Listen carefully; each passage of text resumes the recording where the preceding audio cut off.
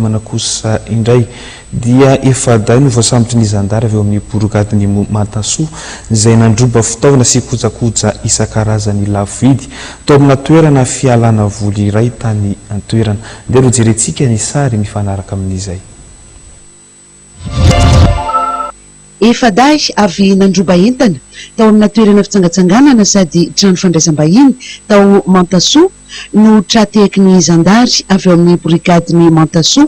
ny talata 9 aogositra lasa teo nanodidina ny tamin'ny 12 ora sasany alina. Kojakoja fanamafisam-peo isan-karazany sy fitaovana hafa voaroba no saron'ny zandary. Talata fa 9 aogositra 2024 lasa teo raha teo ampanaovana patrouille de nuit zay tokony tamin'ny 12 sasany alina dia nahazo antso an-telefona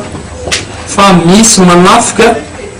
ny nosy kely iray izay any Mantasoa moa izy io eo amin'ny 10 kilometatra miala ny Mantasoa eny voly lakany Mantasoa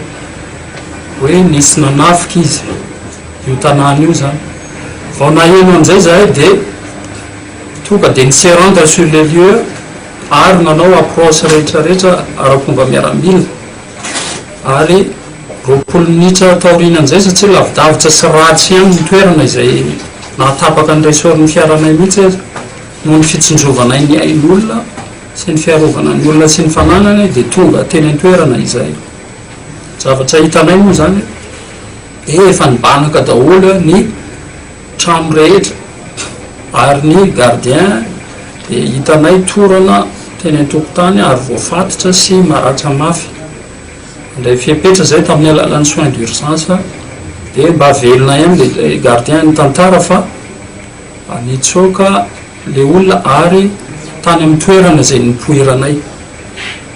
teo nahatonga saina ka nahatonga ana nandray fiapetra ihany koa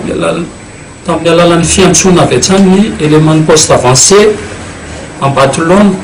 satria fantatry fa nandeha lakana ireo olona ireo satria tsy nifanena taminay dia nasaiko nanao bouclage moa ny élément-ny ambatelona dia izahay kosa nanao ny poursuite niverina tamin'ny lalanay satria lalana tokana ihany zany zay nakany ambatelona 10 kilometatra tsy 100 metre tsy hitsana ambatelona dia tratra teo ampitondrana ireo zavatra ireo ny olon-dratsy ary marina tsara moa dia misy ny fiara-miasa eo amin'ny gendarmerie na ambatelona sy ny gendarmerie manodidina anay. Tao amina nosy kely iray 10 kilometatra ny alan'ny tanànan'ny Mantasoa no nisy ilay toerana mitafian'ireto efa-dahy reto.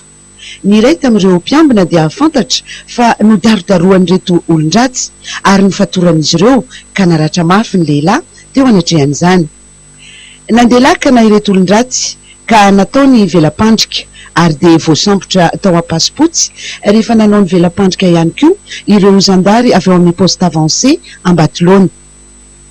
Ny aiky ny eloka vita ny reto efa-dahy reto ary nilaza ihany koa fa efa nandroba tao amin'ity toerana ity ray volana lasa izay. Ny roa amin'izy ireo dia avy eo Mantasoa ihany fa ny roa ambiny kosa dia avy any Moramanga sy avy eto an-drenivohitra. Nokasaina ho varotana eto an-drenivohitra ireo